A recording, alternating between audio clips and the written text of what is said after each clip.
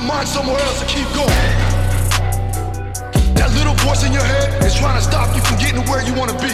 Be successful and keep moving forward. With your host and world-renowned strength and conditioning coach, Phil Daru. All right, welcome back, guys, to the Daru Strong podcast. It is the 2023 New Year's edition, and because of that, and it's episode number 101, I'm doing a Q&A. So we're gonna go ahead and jump right into it. Now, before we do that, if you haven't done so, make sure you subscribe to the actual podcast YouTube channel so you know when the videos come out. And also, you can help support the channel itself. So thank you for that if you've done it. And if you haven't done it, make sure you do so. Let's get right into it though. So Q&A from my Instagram. So the first question that I'm gonna answer is tips on getting started in mixed martial arts, or basically what they're asking is what should they focus on? Striking, wrestling, jiu-jitsu, or all at once? Now, before, I would say around 2010, 2009, you had a lot of guys coming from strategic and planned out backgrounds. So they had something that they focused on and then transitioned over into MMA, whether that be traditional karate, jiu-jitsu or Brazilian jiu-jitsu, boxing, wrestling was very prominent. And I would say that was something that you wanted to focus on and then build upon that, increasing your abilities from the overall. So with mixed martial arts, you have plenty different sports that you have to work on, plenty different disciplines, energy systems that you have to work on.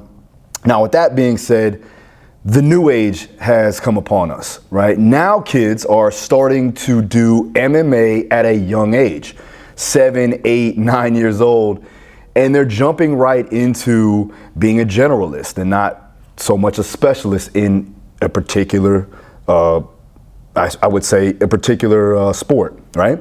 So they're not just wrestling, they're not just doing jiu-jitsu, they're doing everything. So in order to compete with that, I would say yes, find yourself a mixed martial arts gym. And nowadays, they're everywhere. There's multiple gyms in every corner of every city, of every town. You can find them. And then you want to find out your style, right? Whether you are an athlete coming into a particular sport like mixed martial arts, you want to take, that athletic ability that you have and transition that over into your style of actual fighting.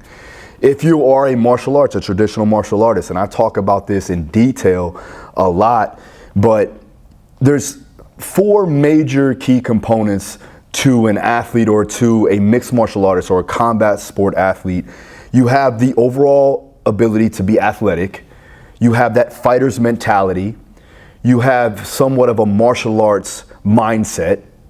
You have a competitiveness to you. And then you can have all of that together and be somewhat of a hybrid. But there's 4 key components that you have to have as a combat sports athlete.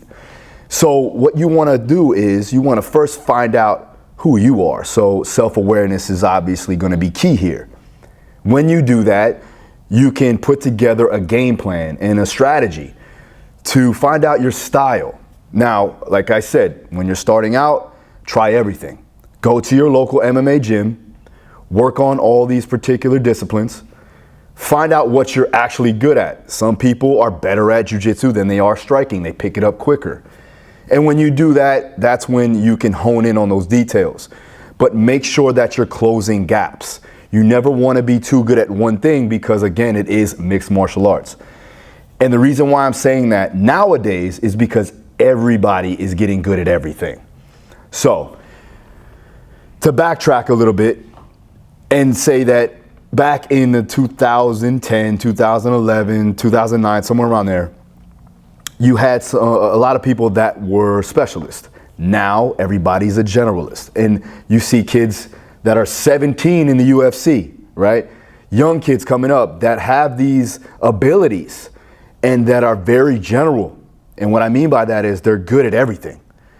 And it doesn't necessarily mean you have to be excellent at one thing. The great thing is that you can take the game, you can take the fight anywhere you want and be efficient, be competent. So, with that being said, find your local MMA gym, Start working on all these disciplines. Find out what you're actually better at, hone in on those details, and then make sure you close the gaps of those other disciplines that you need to improve upon. All right, next question. So this one, how do you like your athletes to warm up for condensed conjugate sessions? So condensed conjugate, I'll explain that in a minute, but in any strength and conditioning session, right, I'll go back to the basics where you're gonna go from a general approach to a specific approach based upon what you're trying to work on, whether it be in the weight room or on the track or on the field or in the MMA world where you're in the gym or on the mats. I'll use an Ian Jeffries method or ramp warm-up, which is raising temperature, activating the nervous system, mobilizing tissue and joints, and then also potentiating into the demands of what you're going to do. Again, whether that be strength training, sprinting, conditioning, or actual training inside of the gym. With the ramp, it is to accentuate the fact of you getting ready for a particular task. So like I said, you're gonna raise or increase muscle temperature, core temperature, and blood flow. It's gonna help with muscle elasticity and neural activation. Again, it's gonna be important for you once you get into your specific training. You're gonna activate or engage muscles for preparation for upcoming sessions or weight training, right? And then you wanna mobilize the joint. So you wanna focus on movement patterns that are conducive to what you're gonna be doing inside the sport, the practice, the game, the fight, so on and so forth. Then you want to potentiate. So potentiating is gradually increasing the stress of the body in preparation for the upcoming competition or the task or session. All right. Now, with that being said, I will use my own method of ramp training where I'll work on the base support system. So I work from the ground up. So I'll work from my feet, my ankles, the knees, the hips, right, the spine, and then work into the upper back, shoulders, neck, so on and so forth. That's primarily to help activate, mobilize, and get the athlete ready to perform whatever we're trying to accomplish. Then from there, they'll go into low-level plyometrics. And this is omnipresent throughout the year. So we'll start off with skips, bounds, hops, things of that nature, going from double leg to single leg, learning how to land. So landing mechanics is key, and how to reproduce force, or from a static position, go from a high force position or high force to another high demand. So you're working on either rate of force or stretch reflex, going further on into your low level plyometrics, and then into the jumping mechanics that we have down the line for condensed conjugate. With the condensed conjugate model, you're working dynamic effort on one particular part of the body and maximal effort or heavy efforts on another. So now we work on multiple things at once, but we're focusing on a specific task at a specific time. So in the beginning of the workout or the session, we're gonna go from high speed, high power, and then work our way down into strength and some hypertrophy if needed. So that's how the concept and that's how the flow of the session will go. So for the warm-up, we have to get them ready for all of those demands. It's a concurrent style of training which keeps the athlete ready at all times throughout the year, especially for combat sports, MMA, boxing, jiu-jitsu. They have to be ready at all times to take a fight on short notice, or they have to be in shape so that they can spar or help their teammates actually get ready for a fight. So that's why I do it. All right, so that's the answer for that.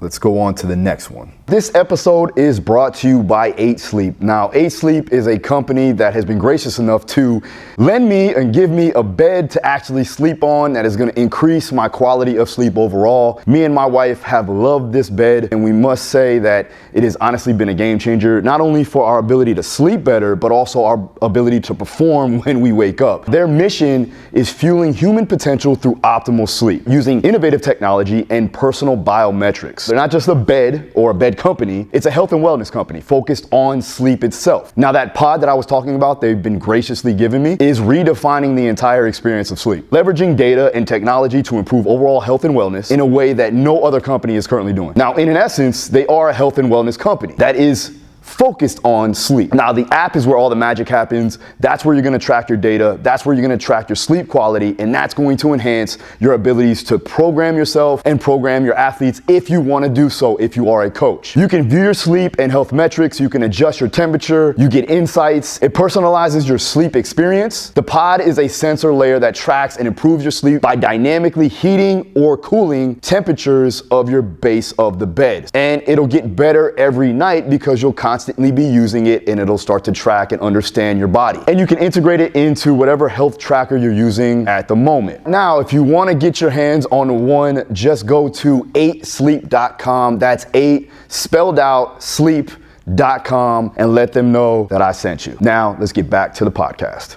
So, would the condensed conjugate method work for any sport, or is it only good for combat or contact type sport athletes? No, I do believe that condensed conjugate or conjugate in general can be done with general pop or general population. It can be done with youth athletes depending on what the focus point is. Remember, conjugate or concurrent style of training is working multiple methods and modalities of training to build it up at once. But there is focus points depending on the situation, depending on the circumstance, and depending on the time frame of what you're actually trying to accomplish. Now, as an athlete, you have seasons depending on the sport. If you're a football, baseball, soccer, basketball, you have seasons, but you have off-season, in-season, preseason, and that's going to dictate what you're actually going to focus on. When it comes down to combat sports or tactical population, I work with a lot of SWAT and officers or first responders. They have to be ready at all times. So with that being said, you want to build a solid general preparation or general physical preparedness, we call it GPP. And then from there, you can correlate that over into your dynamic effort, your max effort, your heavy efforts. And the way I structure it out is based upon the individual's readiness. If they have a background in strength training, if they're efficient, if they have good coordination, if they know how to be technical underneath heavy loads, now we can start to work in the maximal effort method. And the maximal effort method is primarily based upon increasing force and high force at the highest demand. So with maximal effort, the case of the matter, the focus point is going to be get strong. Dynamic effort, on the other hand, is working on higher velocities. So if you look at a force velocity curve, you have high force up here, you have high velocity down here, and somewhere in the middle is power production. So if we work on these two demands, if we work on maximal speed, speed strength, strength speed, absolute strength, these special strengths are all organized and worked on in a particular fashion, focused on whatever we're trying to focus on. We're going to increase all these demands. We're going to get better as an athlete. So to answer that question, yes, it can be done with any sport, but it has to be structured and scheduled out appropriately for the time domains, for the schedule of seasons, so on and so forth. As a field sport athlete or a seasonal athlete, condensed conjugate would be best placed in season because you can work on your higher velocities, you can get in and out quickly. What I mean by that is the weight room. And you can maximize auto-regulation because at that time in the season, they're gonna be beat up, right? So you're gonna have the ability to call an audible. And that's a great way to do it when you have a conjugate style of an approach. So we wanna work on dynamic effort inside the season. Off season, you want to build a base. You want to build GPP or general physical preparedness. Preseason, you want to transition that into directed preparation, right, for that specific domain of time and also strength levels and things of that nature that are conducive to the sport. And then when you get into season, then you want to make sure you're maintaining your strength. So yes, condensed conjugate can be used for any sport and for general population. You just have to make sure that it's fitting into the schedule and it's also taking care of all those focus points that you need to focus on. And again, like I said, if you have somebody that needs general physical preparedness and needs a base of strength, then you want to focus on that first. You would do what's called GPP training, right? That's general work And I like to use strongman type of implements with that. I like to do just basic compound lifts. Triphasic training is also a good way to implement that in, transitioning into conjugate or condensed conjugate, whatever you want to do there. So there it is. If you want to find out more details on that is in its entirety, you can check out my mentorship program. Link is down below, or it's available on my website. Okay, next question.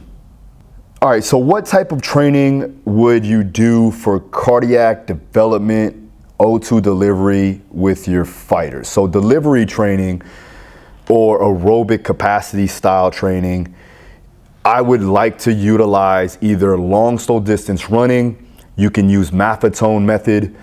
You can do anything that's going to keep you in a heart rate range that's conducive for aerobic capacity. So delivering oxygen to the working tissue.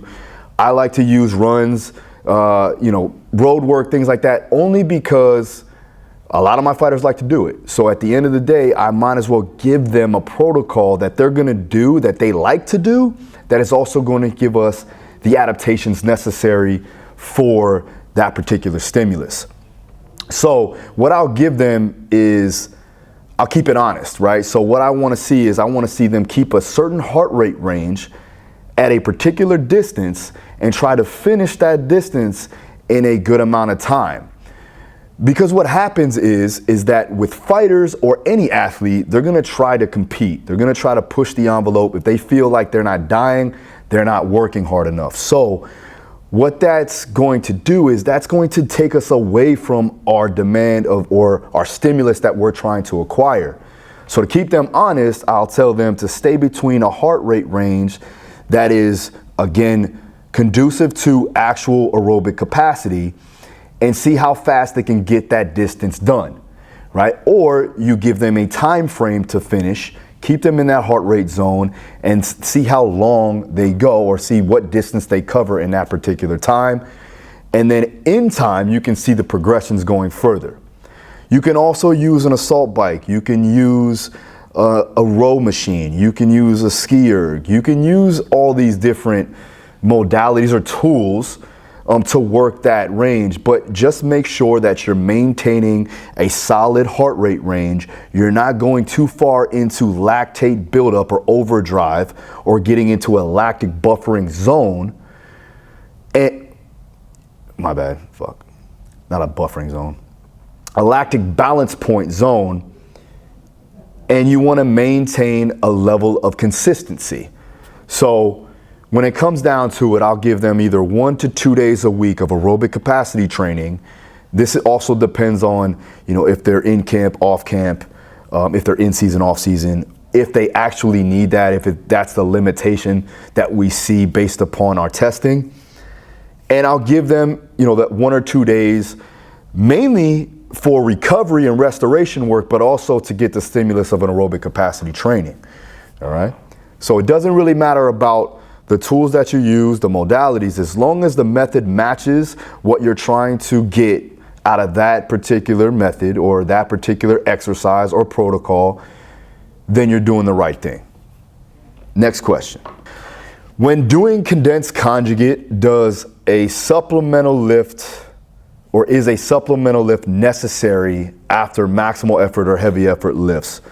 So it's not necessary, but if you find or see a weak point or a lag in your main lift, if you see a breaking point or a sticking point, as they say, you want to utilize supplemental exercises to enhance the quality of the main lift. That's your tester. Your supplemental lift and your accessories are what we call our builders. So when you work a supplemental lift, whether that be, a wide stance good morning, a pin press, deficit deadlifts, things like that, to enhance a sticking point, to get better and to decrease your weak points in a sense, or those strength sticking points that will hinder your ability to get stronger in those ranges and in those positions and in that particular lift, we got to use supplemental lifts. So it's something that I'll utilize to get them stronger and to increase their testers. And what the tester does is gives us an understanding of how well that will correlate over into the particular sport. So look at a main lift or your compound lifts or your heavy efforts or your maximal effort, depending on what you're doing that day, as the direct correlation or the highest transferability of an exercise to the sport. With the supplemental lift, you're using that to enhance the quality, the strength, decrease the weak points, right? Or your strength deficit to enhance the test or lift that is going to correlate over to the sport. So if I were to give you a yes or no answer, yes, you should do it. All right, next question. Here's a good one on CrossFit.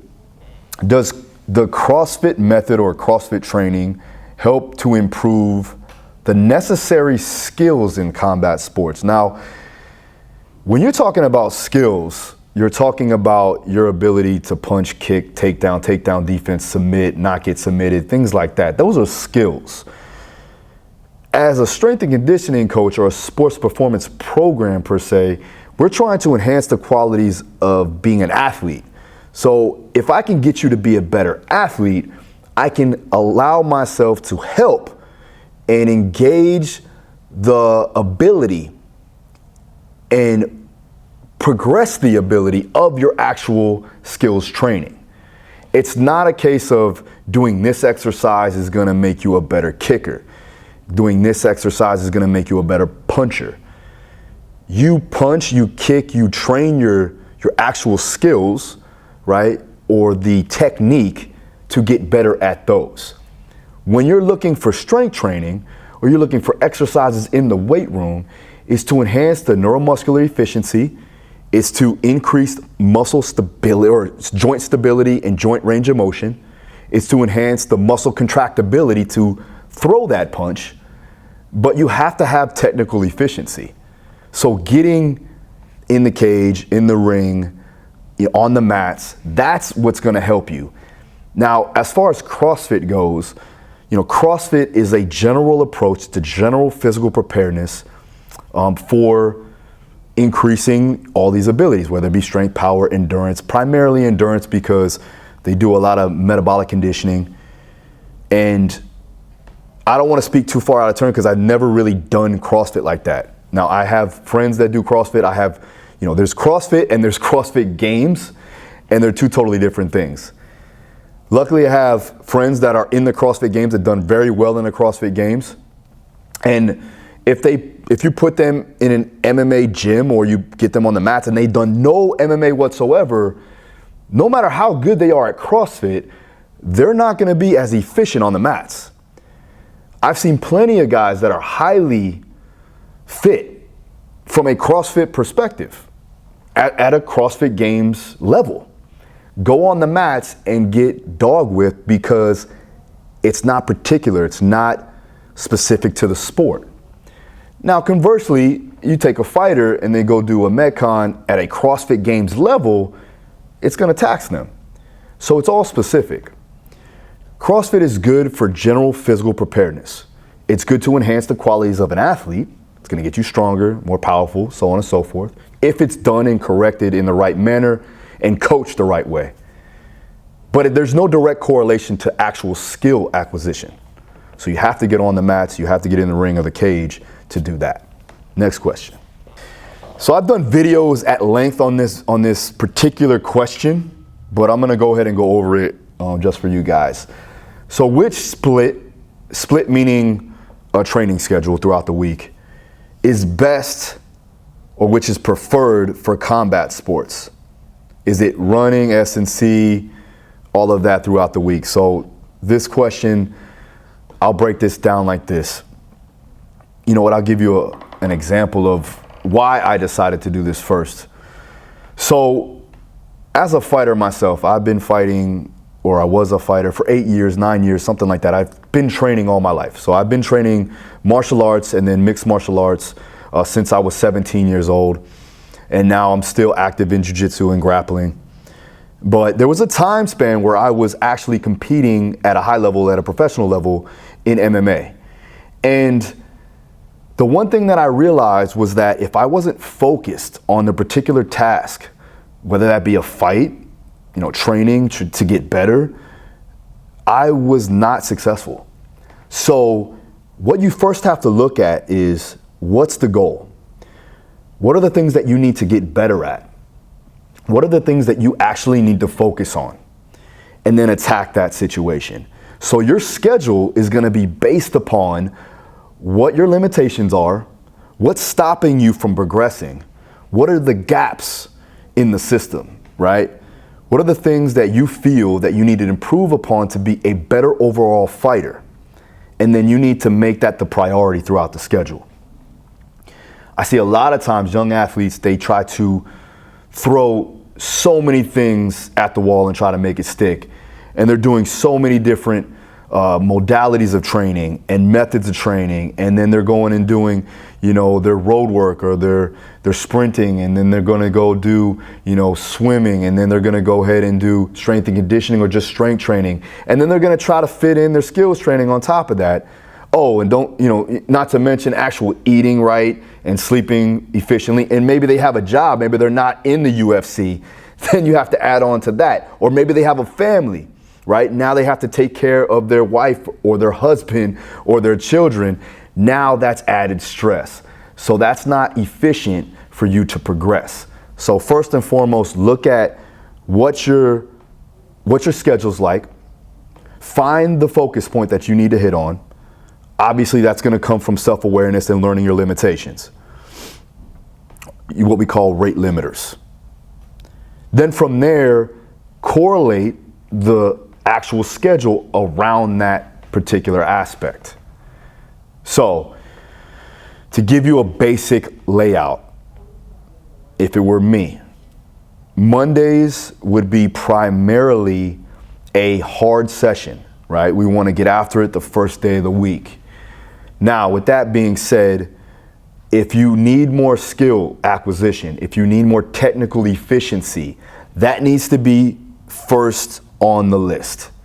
So instead of doing strength trainings, instead of doing road work, go in to the MMA gym and train what you need to train to get better. Then after that, you can do your strength and conditioning work, right? Or your running. Now the next day, you want to bring down the intensity a bit, because you want to undulate your intensities throughout the week so you don't overtrain, overwork, overstress, things like that. So Tuesday will be more of a downloaded day or a deloaded day. So you can do something like an aerobic capacity training like I talked about earlier, where that would be at a particular heart rate range for a sustained amount of time, keeping it honest. The good thing right there is that you're going to enhance your recoverability, and you're still going to work on those specific adaptations that you need to enhance the quality of athlete that you're trying to be. Wednesday, you get back after it again. Not so hard as Monday, but medium intensity. That could be wrestling, grappling, live goals, things like that. But you want to keep that intensity a slight bit lower, maybe about 10 to 15% lower on the intensity side, keeping the volume the same. Then Thursday, go back to a Tuesday type session. So again, you're going up and down on your intensities. Friday, you want to finish off strong. So a good strength and conditioning session would be good there. If you're doing condensed conjugate, that would be your heavy efforts or your maximal effort with your dynamic effort. And then Saturdays usually is an active recovery day. That's something that you want to do that's low impact. And then Sunday, take the whole day off. If you want, you can study film, go on YouTube University, watch my podcast, so on and so forth, just to get better, right? There's always ways to improve. You don't always have to work physically, all right? So there you go. And if you want to find out more details on actual scheduling, go ahead, go down to the mentorship program, and I give a full layout there too as well. This podcast is brought to you by Vivo Barefoot. Now check out vivobarefoot.com. That's the minimalistic shoe that I've been rocking on all my videos. If you've been watching my Instagram and YouTube, those are the shoes that I've been wearing to help my foot gain full foot functionality, strengthen up the intrinsic muscles of the feet to allow myself to perform better, and then also reduce the risk of injury. Now I personally like the Geo Racer Knit and the Primus Light 3. Check them out, go to vivobarefoot.com and get the discount code DARU15 to get 15% off your final purchase. All right, now let's get on to the podcast. All right, so last question is, when you are already disciplined And let's break down discipline. Discipline, or having discipline, is doing things that you know you have to do, but necessarily don't want to do, and you do them anyways. So being disciplined is a must. You need to have discipline in order for you to progress, because you're not always going to feel like doing something. And the main thing that I've come to realize is that I'm very good at doing shit that I necessarily don't want to do at the time, but I know it's important. And it's almost second nature. I almost don't even think about it. The one thing that I've come to realize getting older is that I minimize, or basically take out completely, the things that I don't have to do. Because I've gotten so good at being disciplined that I'll do things that I don't have to do, and I just do them anyways to provide myself mental fortitude. Now, you can do that if that's something that you feel you need to do, but honestly, your time is limited. So figure out what's the most important thing, go after it, and never ever not do it because you don't feel like it. So with that being said, it says, how do you stay motivated and give yourself a mental edge if you have discipline? Now, this is good because I've come to this realization too. Gaining a mental edge, or really what he's talking about, is having confidence. The way you have confidence is to get wins, right? The way you build confidence is to learn, is to grow, is to educate yourself.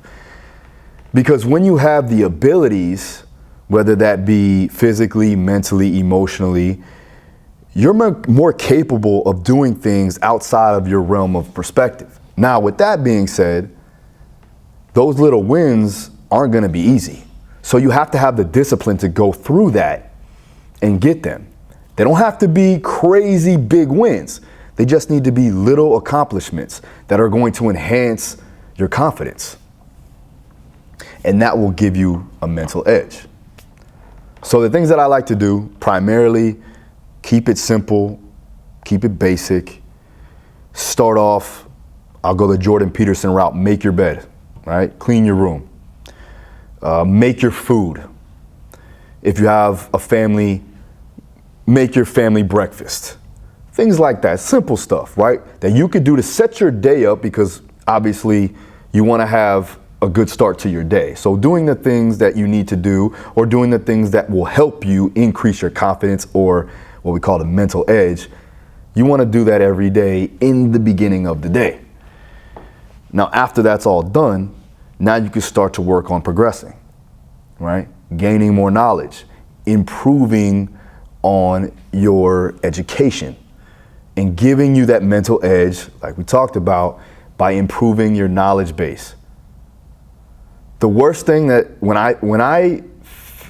I guess my worst feeling moment, the moment that I have that I feel the worst, is when I don't know something. I hate that.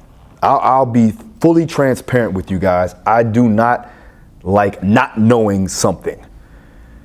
And I know it's impossible to know everything, but the pursuit of knowledge is always on my mind. And with that, I become a better person, because I'm progressing and I'm understanding that there's so much out there that needs to be learned. What I need not to do is be negative because I don't know something.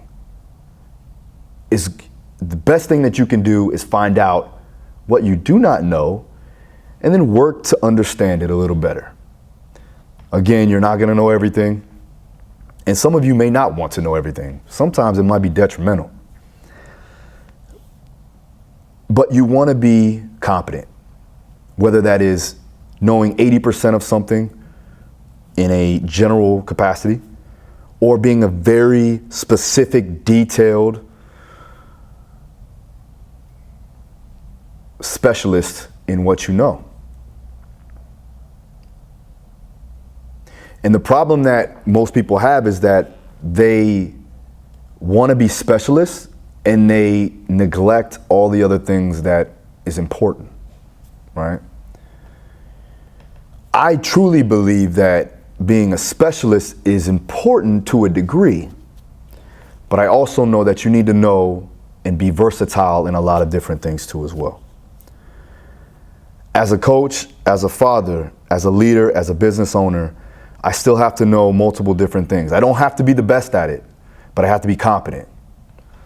So I know I'm getting onto a rant here, but I just want to relay that fact over, that learning will enhance the mental edge, increasing your knowledge base from a broad spectrum, having some type of understanding of multiple different things that all enhance the quality of your living, and your passion and your purpose is going to be key.